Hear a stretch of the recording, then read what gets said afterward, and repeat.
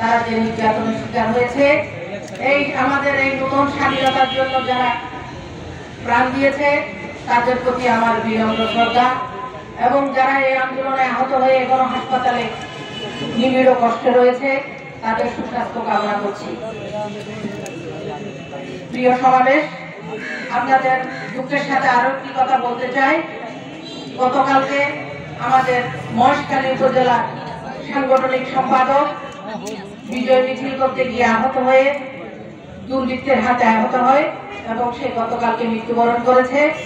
আগামীকাল সকাল 11টায় বড় মহেশখালীতে তার নামাজে জানাজা অনুষ্ঠিত হবে। আপনাদের যাদের সম্ভব হয় তারা অবশ্যই সেই জানাজায় শরীক হলে আমরা খুশি হব। একটি সুন্দর গণতন্ত্রের পথে একটা রুটম্যাপ দিয়ে সুন্দর নির্বাচন হয়, সেই দাবি আজকে আমাদের পূরণ হয়েছে। আরো আমাদের দাবি পূরণ হয়েছে। আমাদের দেশনেত্রী বেগম খালেদা জিয়া মুক্ত হয়েছে। আমাদের প্রিয় নেতা জনাব সালাউদ্দিন আহমেদ অক্ষতভাবে সুস্থভাবে আমাদের দেশে ফিরে এসেছেন। কিন্তু আমাদের মনে আরো দুঃখ রয়েছে, আমাদের প্রিয় নেতা জনাব তারেক রহমান এখনো আমাদের কাছে ফিরে আসতে পারেন নাই। আজকের দিনে আমরা সবাই কামনা করব তিনি যেন অচিরেই আমাদের মাঝে ফিরে এসে আমাদের জাতীয়তাবাদী দলের হাল ধরতে পারে।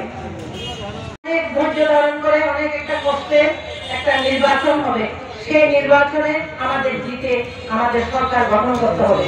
সেই জন্য আমাদের ধৈর্য ধারণ করতে হবে।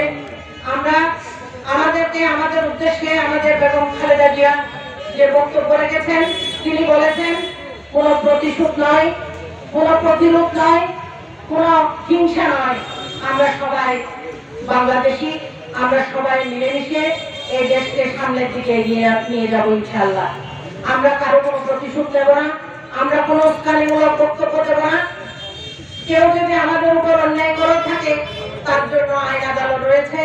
আমরা আইনের শাসনে বিশ্বাসী, আমরা আইন নিজের হাতে কেউ তুলে নেব না।